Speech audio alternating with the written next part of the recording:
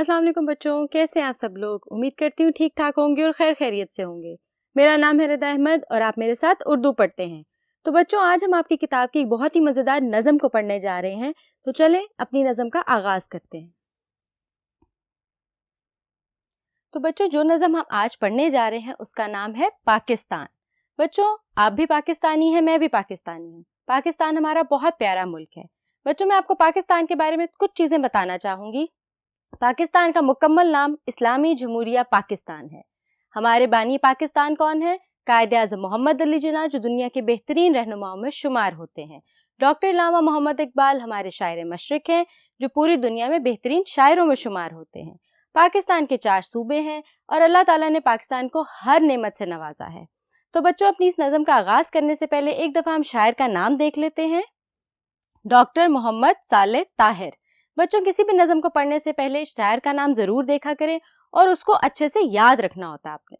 ठीक है बच्चों, तो चलें शुरू करते हैं अपनी नज़म को और पढ़ते हैं पाकिस्तान के बारे में। तो बच्चों, पढ़ते हैं अपना पहला बंद। तू रहे आज़ाद ए मेरे वतन, तू रहे आज़ाद ए मेरे वतन, तेरा परचम यूं ही लहराता रहे, गोशा गोशा नूर बरसाता रहे, तेरा ज़रा ज़रा मुस्कुराता रहे, ए वतन तू झूमता गाता रहे। बच्चों, इस नज़म के पहले बंद में आपको एक चीज़ महसूस होती होगी कि ये एक दुआ है जो शायर अपने वतन के लिए कर रहा है।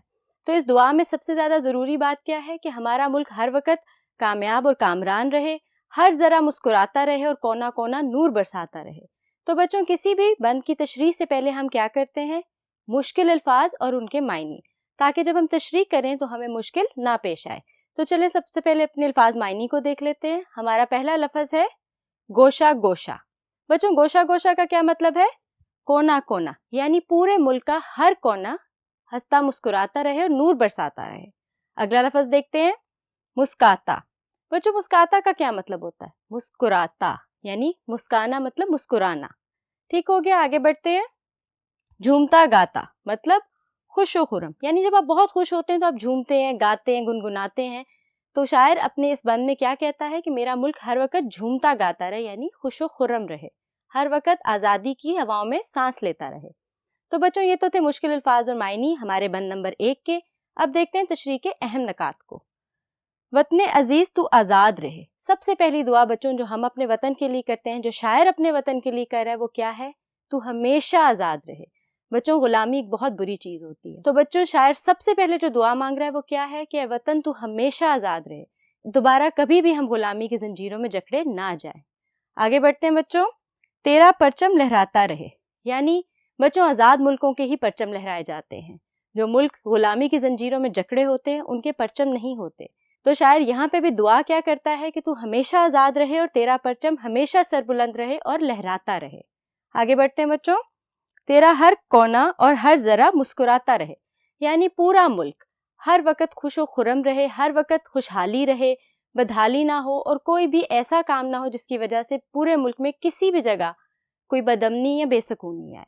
तेरा हर ज़रा, तेरा हर गोशा, तेरा हर कोना हर वक्त मुस्कुराता रहे और झूमता गाता रहे और मेरे पूरे मुल्क में हर वक्त खुशहाली रहे। तो बच्चों, ये तो था बंद नंबर 1, उसके मुश्किल अल्फाज और मायनी और तशरीह के अहम नकात। तो चलें बढ़ते हैं अपने अगले बंद की तरफ। तो बच्चों, बढ़ते हैं अपने दूसरे बंद को।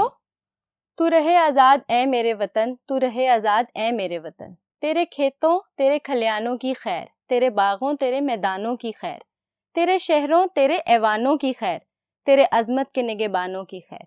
बच्चों, हम देखते हैं इस बंद में भी शायर दुआ मांगता है। सबसे पहले वो क्या दुआ मांगता है कि तू हमेशा आज़ाद रहे वतन, यानी आज़ादी हमेशा कायम रहे। आगे क्या वो दुआ मांगता है, इसको हम देखेंगे तशरीह के अहम नकात में। उससे पहले हम क्या करेंगे? मुश्किल अल्फाज और उनके मायने।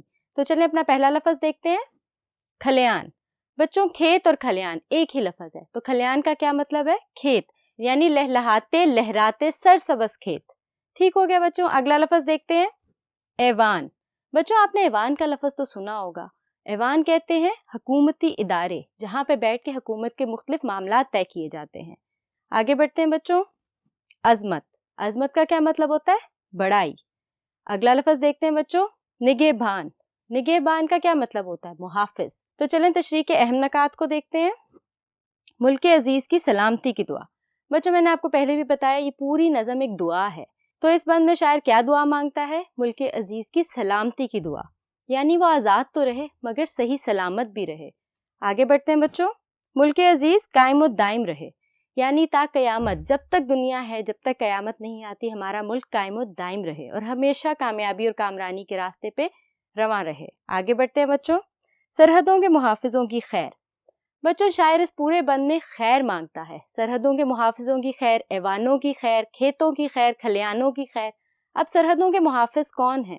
ہماری تمام فوج، یعنی افواج پاکستان، چاہے وہ بری ہے، چاہے وہ بحری ہے، چاہے وہ فضائی ہے، تینوں افواج کی خیر مانگتا ہے شاعر اس بند میں کہ اللہ تعالیٰ ان تینوں افواج کو صحیح سلامت رکھے اور یہ سرحدوں پہ ہمارے ملک کی حفاظت کرتے رہیں۔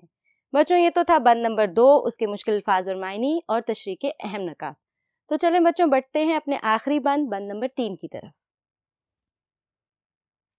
تو چلیں بچوں پڑھتے ہیں اپنا بند نمبر 3۔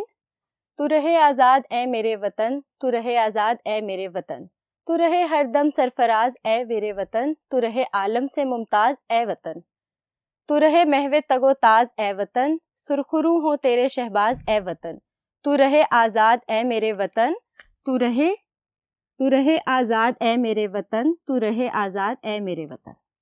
تو بچوں یہ بند بھی ایک دعا کا مجموعہ ہے کہ تو آزاد رہے اے میرے وطن۔ باقی بند کی تشریح کرنے سے پہلے ہم کیا کریں گے؟ بالکل ٹھیک، مشکل الفاظ اور ان کے معنی کو پڑھتے ہیں تاکہ ہم تشریح کریں تو ہمیں مشکل پیش نہ آئے۔ تو چلیں اپنے الفاظ معنی کی طرف بڑھتے ہیں۔ ہمارا پہلا لفظ ہے ہر دم۔ ہر دم کا کیا مطلب ہوتا ہے بچوں؟ ہر وقت، یعنی تو ہر دم آزاد رہے، تو ہر دم ہنستا مسکراتا رہے۔ تو بچوں اگلا لفظ کیا ہے؟ سرفراز۔ بچوں سرفراز کا کیا مطلب ہوتا ہے؟ معزز اور اعلیٰ، یعنی تو پوری دنیا میں سب سے منفرد اور معزز ہو، یعنی ہر کوئی تجھے عزت کی نگاہ سے دیکھے۔ اگلا لفظ دیکھتے ہیں، عالم سے ممتاز۔ بچوں عالم کہتے ہیں دنیا کو، تو عالم سے ممتاز کا کیا مطلب ہوا؟ دنیا سے منفرد، یعنی تیرا ہر کام نرالا ہو، تو پوری دنیا میں منفرد مقام حاصل کرے۔ آگے بڑھتے ہیں بچوں۔ تگ و تاز۔ تگ و تاز کا کیا مطلب ہوتا ہے؟ بھاگ دوڑ۔ ٹھیک ہو گیا۔ اگلا لفظ دیکھتے ہیں، محو۔ بچوں محو کہتے ہیں گم یا مگن ہونے کو۔ جب آپ کوئی کام بہت گم ہو کے کریں تو کیا کہا جاتا ہے کہ آپ اس کام میں محو ہو گئے، یعنی آپ بہت مگن ہو کے، مکمل طور پہ گم ہو کے وہ کام کر رہے ہیں۔ ٹھیک ہو گیا۔ اگلا لفظ دیکھتے ہیں، سرخرو۔ بچوں سرخرو کا مطلب ہوتا ہے کامیاب۔